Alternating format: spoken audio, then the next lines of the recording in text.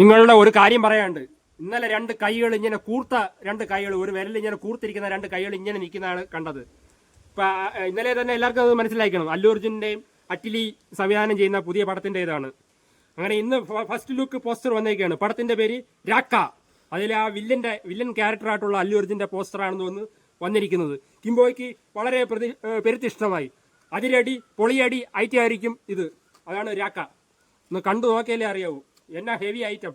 അത് പകല് സാധാ രീതിയിലായിരിക്കും.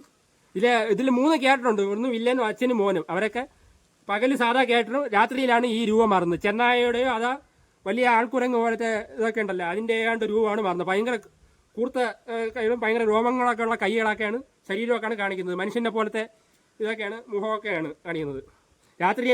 ആകുമ്പോഴായിരിക്കും ഈ രൂപമാറ്റം വരുന്നത്. അങ്ങനെ ആണ് കിംബോയ്ക്ക് അതിൽ നിന്ന് തോന്നുന്നത്. അങ്ങനെ 3-4 ആക്ട്രസും ഇതിലുണ്ട്. ദീപിക പതുക്കോണ്, രാഷ്മിക മന്ദാന, മൃണാൾ തുടങ്ങി പലരും ഉണ്ട്. ഏതായിരിക്കും വൺ ക്യാൻവാസിലായിരിക്കും, ഭയങ്കര ഇതായിരിക്കും വരാൻ പോണത്.